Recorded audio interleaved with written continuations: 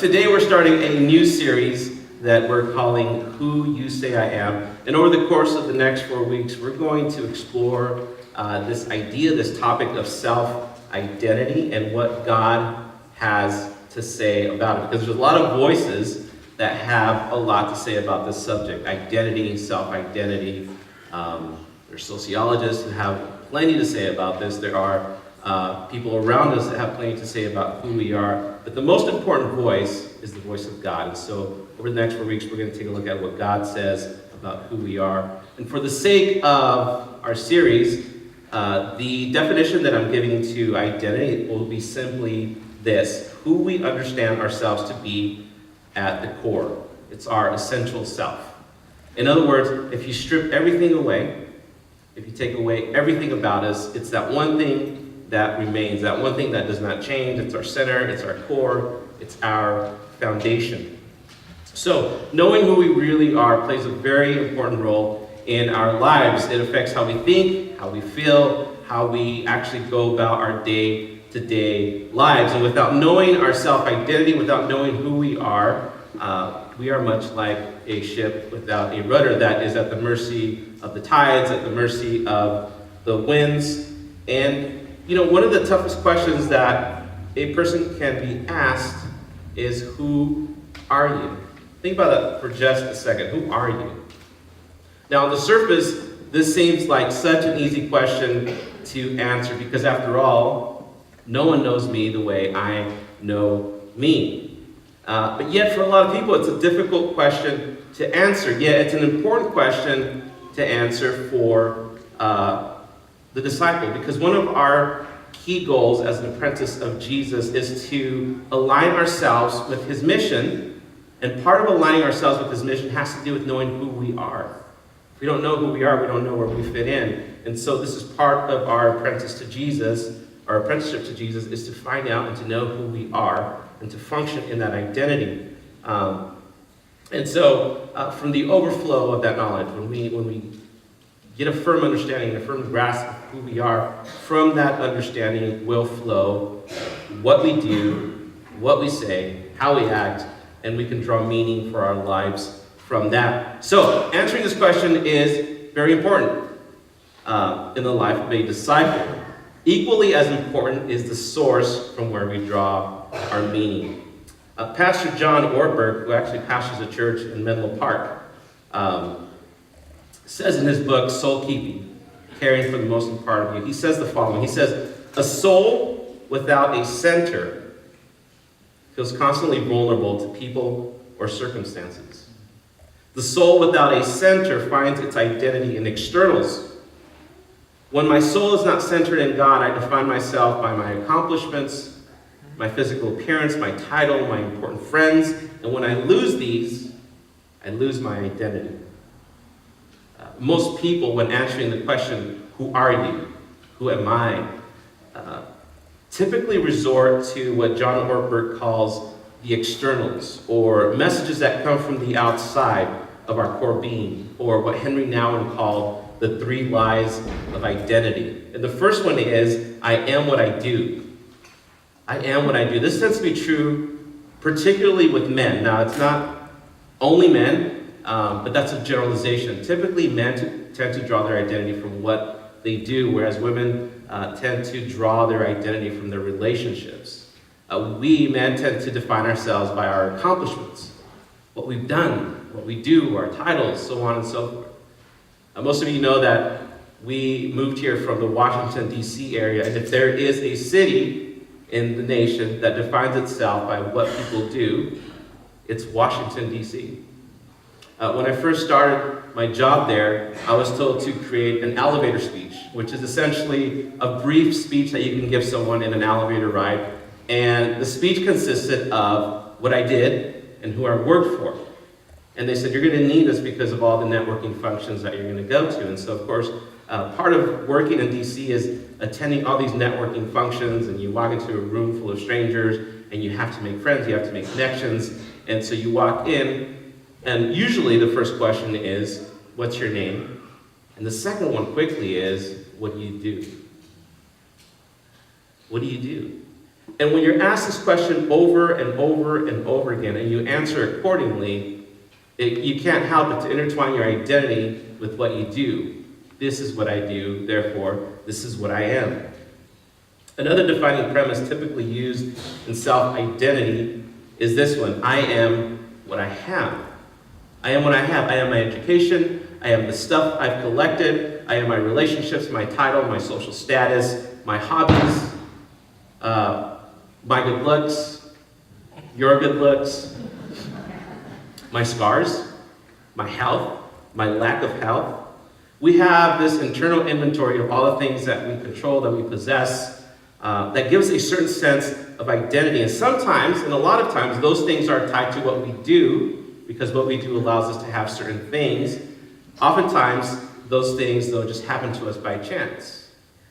If you win the genetic lottery and you have good looks, that's nothing you did. That's thanks to your grandparents or mom or dad, whatever. It's just stuff that happens to us, yet we draw identity from those things. Another premise that's typically used when identifying yourself or drawing self-identity is what others say about me. What other people say about me. And sometimes people will say very nice things about you. It'll make you feel great.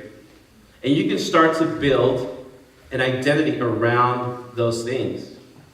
Especially as a kid, if your parents just praise you and constantly just build you up, you begin to build your identity around the things that your parents say about you. Equally as important, people will sometimes say very horrible things about you. And then your identity is crushed. You don't know who you are, because if you're building your identity around the opinions of people, those can change very quickly based on who that person is, based on your stage in life. And so if you're building your identity on what people say, it can come and go. And sociologists agree that if our self-identity is found in these three things, these aren't pastors or theologians, these are sociologists who say if you build your life on these three premises, you are setting yourself up for failure. And the problem with defining ourselves by these premises or these constructs is that to a large degree, they are based on performance, on how well we do. And we live in a performance-based culture and society. It's just part of our daily lives. But if we live a performance-based life, it leads to a roller coaster ride of emotions and inner self-value, doing things, owning things, pleasing people just to feel validated and worthy. And our self-worth and our value begins to fluctuate like the stock market. One year it's a good year, the next year it's not so good. And the worst part of this performance-based thinking is that it can creep into our spiritual life and our walk with God. And we begin to think, like Brandy was saying earlier, I thought that was so important for her to say, and it's such a God thing, is that we think that if we're really good at doing all the right things, if we follow all the right rules, then we can earn God's love and His favor. But if we fail, God becomes disappointed and He becomes distant. And so we're constantly presenting to others and to God the best version of ourselves and working really hard to please others, to gain their validation and their support and their appreciation and their good opinions. Now, there's nothing wrong with working hard to live a good life as followers of Jesus, and certainly the Bible encourages us to do that, live good lives, be examples. But it's when our performance becomes our motivation to earn God's love and His favor that it becomes unhealthy. At that moment, it becomes the wrong thing to do. It's the right thing to do, but done incorrectly. So if you find yourself there today, if you find yourself there where Brandy said she found herself at one point, I want to free you from those chains of fear and failure, the fear of disappointing others, and fear of rejection. Because our truest identity is not found in those things. It's not in what we do. It's in what Jesus already did. Our truest identity is found not in what we have, but in who has us. And our truest identity is not found in the opinions of others, whether they be good or whether they be bad, but in what God says about us. And through His Word, God has a lot to say about who we are, and this morning we want to dig into that. We want to lean into what he says about us, because that is the most important voice. And if we ground our lives in the reality of what he says, it is the surest foundation, because it's an unchanging truth. It's an unchanging reality. And the truth that I want to lean into this morning, the truth that I want us to consider this morning, is that we are chosen. We are chosen. That's who we are to God. Not because of how special we are, not because of how awesome you are, not because of how good looking or hardworking you are. None of those things factor into being chosen. As a matter of fact, God extended his invitation to us while we were yet sinners, while we were still enemies of God, far from him and without hope and without an identity. God extended his love to us. At the end of Paul's epistle to the Romans, chapter 16, we're going to go there in just a second. He dedicates the majority of it to greetings and salutations. He starts off by commending this lady named Phoebe, who apparently was a deacon at one of the churches. He commends her. He says hello to several people. And, during this time, these letters would arrive at these churches, and they were either meeting in homes or they were meeting in public places like a square or at a synagogue, and someone would get up and they would read these letters. And at the end of his letters, Paul would include these mentions, these shout-outs to people. And typically when I would read this chapter and other chapters similar to it, I would just kind of gloss over and just skim over the greetings and just kind of go over to the good stuff, right? Like, the God of peace will soon crush Satan under his feet and your feet, and just like good stuff like that, right? Like that's the good stuff. But if you stop to really examine these greetings and take a look at them, there's some gems that are found in there. And one of these is found in verse 13. It's one of my favorite lines in chapter 16, and it's 6 words. And it simply says this. It says, "Greet Rufus, chosen in the Lord." Greet Rufus, chosen in the Lord. I love this line for several reasons. First of all, Rufus, whoever he is, if you don't know much about him, gets a big shout out from Paul. All right? Hey, if you see Rufus, tell him I say what's up.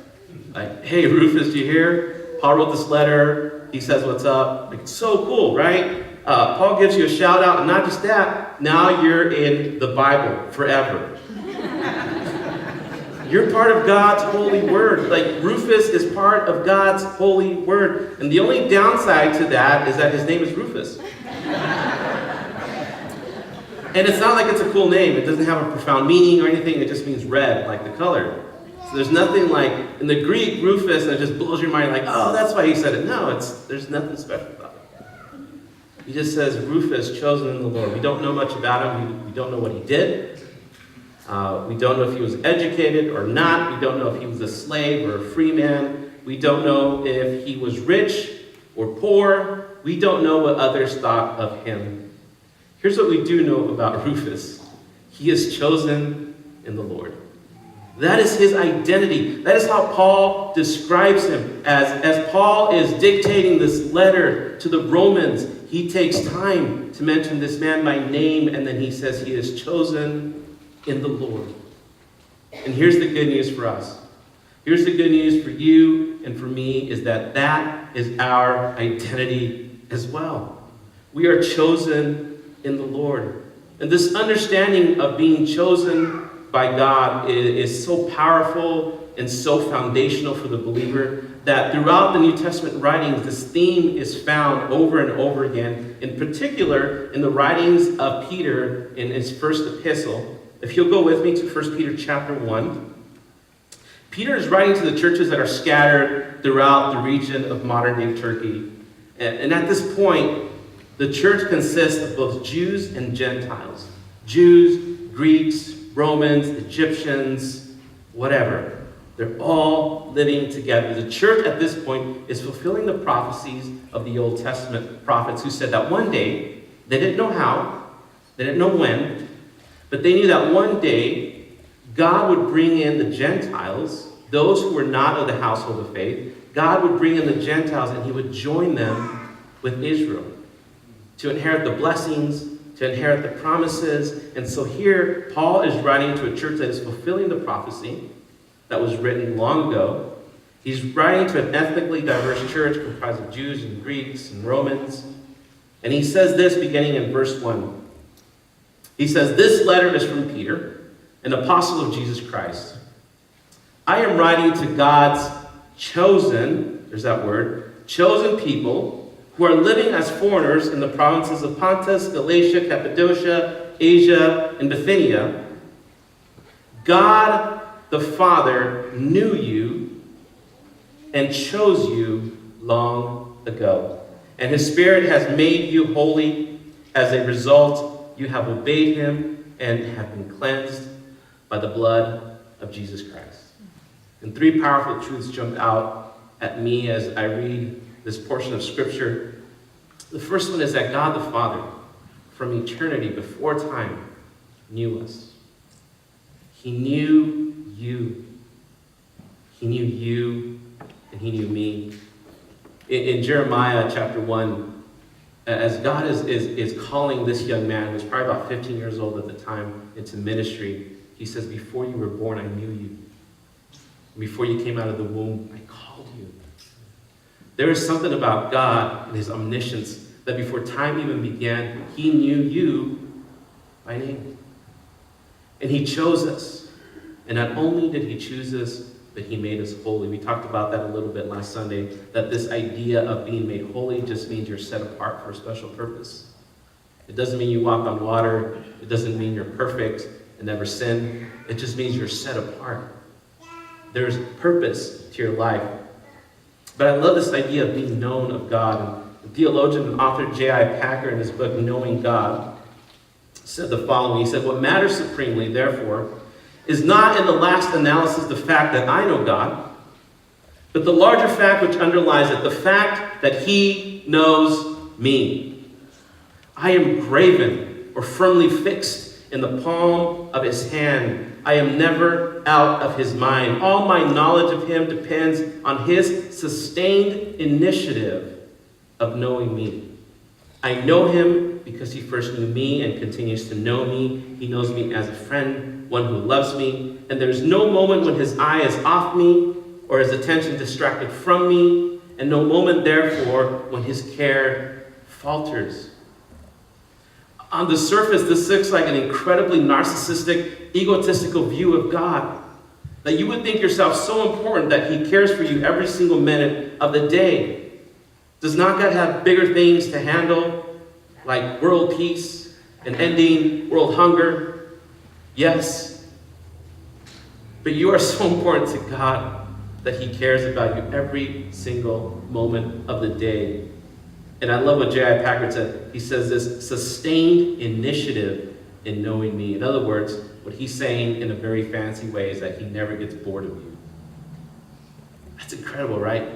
Because in our lives, we get bored of even the people we love most. Can I get an amen? Husbands are scared of just like, it's okay. It's okay. It's human nature. We get bored of the people we love the most. I'm sorry, hon. I thought you were going to be in kids ministry today. That's not true. I knew she was going to be here. But I love that J.I. Packer says that he sustains his initiative in knowing me. And it's such a beautiful truth. It's such a beautiful truth that God took note of you, that he took note of me, that he chose you, and that he chose me. And we did nothing to earn his love and his favor. He has simply set his affections on us. And what defines us as followers of Jesus is not that we know him, but that he came to us and he knows us, that he took note of us and has made us his own. God reached down and chose us. And for Peter, the use of the word chosen is very intentional, very strategic. As I mentioned, Peter's writing to an ethnically diverse church comprised of Jewish and non-Jewish, rich people, poor people, educated, non-educated, slave and free. But the one thing that they have in common is that they are chosen. They are chosen of God. And the Greek word chosen is the word eklektos, which means to be picked out or chosen by a deity, in this case, by God. Do you remember back in elementary school when it came time to pick teams in PE? You remember that? You would just line up against the wall, and the two captains would select their teammates. And if you were a good athlete, you enjoyed this because you knew you were going to go one of the top picks. But if you weren't a good athlete, you dreaded this moment. Right? I just brought up some painful memories for some people. And you just hated that, like. And if you were the last one chosen, you were really chosen. You were just on a team by default. Like, everyone else got picked, and they're like, well, I guess you're on our team. Like, don't pass the ball to him, right? Can you just, like, stay in the corner, and we'll do the rest. And so this is not what's going on here. God is definitely not picking out the last person. He is not choosing us by default. We didn't just sort of happen to fall into this childhood or this identity. God intentionally picked us from long ago. This is speaking of God's foreknowledge, his omniscience, his all-knowingness. Before God spoke the world into existence, the Bible tells us that Jesus was the Lamb of God slain from the foundation of the world. Before time began, God already knew you. He intentionally and willfully chose you and me. And I hope you feel special. I hope you feel special right now. Maybe you're struggling with it, like, I don't deserve this. I don't know if this is true. It's true. God chose you. And I feel like I would be remiss if I didn't take the opportunity to just quickly and briefly lay down some theological framework around this idea of being chosen before time, what theologians call predestination, God's sovereignty and God's predestination. In Christianity, there are two competing popular views. One is called Calvinism. The other one is called Arminianism or Wesleyanism. Calvinism essentially states that God chose who was going to be saved and who was going to be damned. Like, we have no choice in the matter. He is sovereign, and he chooses who's going to be saved and who isn't. You have no choice in the matter. Wesleyanism, or Arminianism, on the other hand, teaches that salvation through Jesus was predestined for humanity, but we do have a choice. We can accept it, or we can reject it. And God knows all things because he is omniscient. He is outside of time. He has seen all things. He knows how things are going to play out. He knows what decisions we're going to make. And so he knows who will accept and who will reject him.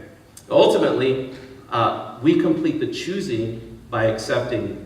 So this is a gross oversimplification of both doctrines and philosophies, but it's essentially that. If you're wondering, us, what we hold to, Church of God holds to Wesleyanism. That's what I believe. I believe that God has given every person a free will to respond to his invitation or to not. And once we say yes to Jesus, we complete the choosing. We are part of the chosen. All right, so back to 1 Peter. Go with me to chapter 2, and we'll read verses 4 through 6. And it says, as you come to him, Jesus, a living stone rejected by men, but in the sight of God, listen to this, chosen and precious, you yourselves, like living stones, are being built up as a spiritual house to be holy, to be a holy priesthood, to offer spiritual sacrifices acceptable to God through Jesus Christ. For it stands in Scripture, behold, I am laying in Zion a stone, a cornerstone, chosen and precious. And whoever believes in him will not be put to shame. Notice how Peter says that Jesus was rejected by men. I mean, he would know, right? He did some of that rejecting himself. One day he was affirming Jesus, you're amazing, you're the Son of God, you're the Christ. And the next, when Jesus is being falsely accused, he's denying that he even knows him. It's a good thing that Jesus' identity wasn't found in what people said about him, in the opinions of those closest to him. It was found in what the Father had to say about him. And Peter said that in the sight of God the Father, Jesus is chosen and precious. And because Jesus' identity is securely found within the Father, he was able to carry out the will of the Father. He was able to align himself with the desires of the Father and become the cornerstone upon which our identity is built upon. In the ancient building practices, the cornerstone was the principal stone placed at the corner of the foundation. It was usually the largest, the most solid, the most carefully constructed of the stones, because all the other stones were set in reference to this cornerstone. So if the cornerstone was straight, the building would be straight. And this analogy is so important because we can rest in the knowledge that our self-identity is based upon a foundation that will not change. It will not move. It will not shift. Jesus is a firm foundation. The seasons of life constantly change around us. What we do is going to change. What we have is going to change. What other people say about us is going to change. But Jesus does not change, and neither does our identity in him. So not only are we known and chosen, we are chosen with a purpose. And if you're still in chapter 2, skip down to verses 9 and 10 with me. And Peter says, for you are a chosen people. There's that word again. You are a chosen people. Some translations say you are a chosen generation. Others say you are a chosen race. And I like that because at one point, in order to be chosen, to be part of the chosen people, you had to be ethnically Jewish. Or you had to become Jewish. And now God is building something new. He's building a new race of people. It has nothing to do with color. It has nothing to do with ethnicity. It has nothing to do with language. It has to do with Jesus. And he's saying to this ethnically diverse group of people, you are a chosen race. You are a royal priesthood, a holy nation, God's very own possession. As a result, you can show others the goodness of God. For he called you out of darkness into his wonderful light. Once you had no identity as a people, now you are God's people. And here Peter is making reference to the writings of the Old Testament. In Exodus, when God brought his people out of slavery, they had been in slavery for 400 years. They had no identity other than being slaves. And God draws them out of darkness, out of Egypt. And he shares with them his plan for them. This was God's plan for Israel, if you've never read it in Exodus. His plan for Israel is that they would become a holy nation and a kingdom of priests. All of them were to have access to God's presence if they fully obeyed God and kept his covenant. And as we know, Israel did not follow that. They didn't follow that fully. They didn't keep the covenant. And so the only priests were the Levites. It was a very exclusive club. You had to be from the tribe of Levi. Not just that, you had to be a descendant of Aaron, Moses' brother, and you had to be a man, you had to be male, between the ages of 20 and about 40, and you had to meet certain physical requirements. So it's a very exclusive club. You had to meet all these qualifications in order to serve, and the only ones that could perform the rituals of worship in the temple were the priests. And then once a year, the high priest, he would get the opportunity to enter into the presence of God. He would go from the holy place into the holiest place, which was separated by a curtain. He would go in there, and he would minister to God in the presence of God. And if you've grown up in church, or you've been around the faith for a while, these are things that we've heard before, and we kind of take for granted. Before the listeners of this letter in the first century, the Christians in the first century who were hearing this for the first time, it was mind-blowing stuff. At this time, the temple in Jerusalem still stood, but Peter was helping the believers to understand that God is doing something new through you. And they might have even been saying, Peter, I'm not even Jewish. I'm Greek, I'm Roman, I'm not even from the tribe of Levi.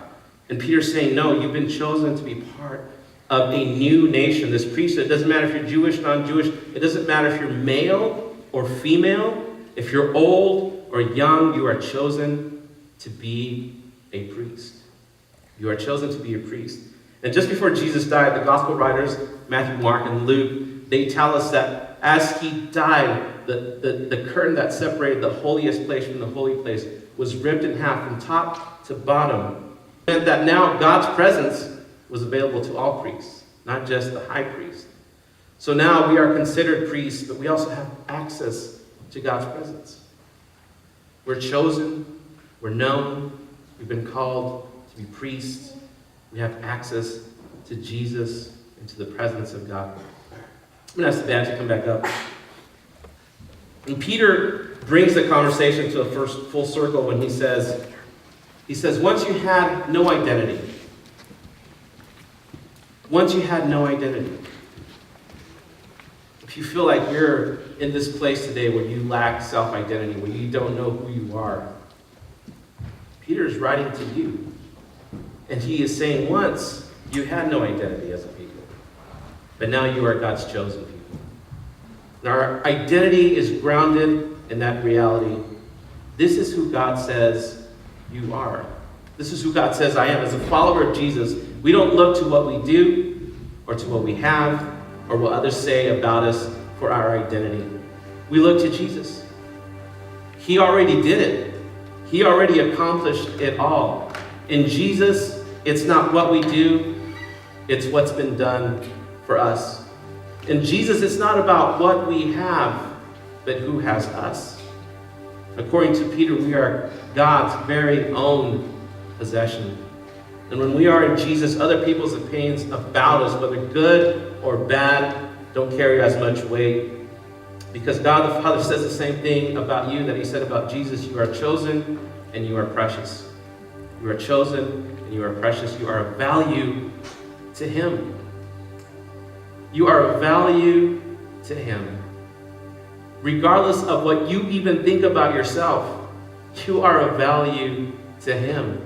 And sometimes our strongest critic is not the people around us. It's not the people around us, it's us. It's our own past, it's our own mind. But God is saying you are chosen and you are precious. And when we are in Jesus, what we do, our accomplishments, they don't define us. Rather, those things, they flow out of the identity of being a chosen child of God, set apart, made holy to be a priest. And if this idea of being a priest is a bit intimidating, you're not alone. Still today, in some traditions of faith, only certain men are priests. But according to Peter, we are all part of this priesthood. You and I have the same access to God. You and I have the same access to God. I don't have more access to God than you do because I'm a pastor. You and I have the same access to God. You might be thinking, yeah, but I'm not in full-time ministry. It doesn't matter. In the temple, this is very interesting. The priests weren't full-time employees. Only the high priest was. Only several people were. But the majority of priests were just like you. They had a 9 to 5. They were farmers. They were businessmen. They were just normal, regular people. The only difference is that they were chosen and set apart to lead the people in the worship of God. So whether you're a janitor or a firefighter or a nurse or a teacher or a farmer or a business owner or a stay-at-home mom or retired or a volunteer or unemployed, your identity is not that. Your identity is chosen. That is your core, that is your essential self. You are chosen by God to show others his goodness in your day-to-day living, in your day-to-day routine. and when you are chosen, as you go about your day, as you go about your week, your actions, your accomplishments, they flow from this identity. It's not that external that John Ortberg was talking about, those externals that define us. Rather, it's the internal that defines our external actions. It's God within us working through our actions, through our lives. If this is one of your struggles, if you struggle with identity and knowing who you are, this is a daily struggle for you. I want you to do something. I want to encourage you to write this down on a sticky note. And just write, I am chosen. And put it on the mirror of your bathroom. So that when you get up in the morning, the first thing you see is this reminder that you are chosen, that you are precious, that you are of value to God. Write another one, put it in your car, put it in your office, put it where you need to see it to remind yourself that you are chosen of God. We're about to go into a time of worship, and we're going to sing about being chosen and not forsaken, affirming that I am who you say I am. And as we sing this song, I want you to just let those words penetrate into the essence of your being and understand what God is telling you through this song. that you are chosen, you are not forsaken, that God values you, and you are chosen. Let that soak into your heart. Will you stand with me? And let's pray. Heavenly Father, we thank you for this truth this morning. That our identity, our self-identity, our worth, our value is not based on what we do, what we have, what others say about us. Rather, it's based on who you say I am. You have set your affections on me. You have called me your child. You have called us your children. And God, no matter what we're going through, because I know there are people here who are going through just very difficult times. They're struggling with their identity. God, you want us to remember that we are chosen and precious, children of God, and you sustain your initiative in knowing us all the time. That is not narcissistic, that is not egotistical, that is not selfish, that is truth. We are of value to you. And so, Father, this morning, would you help us to understand that? Would you help us to open our hearts to that and let that truth penetrate our lives, that our lives be grounded in the reality that we are chosen. We are chosen. Thank you, Jesus.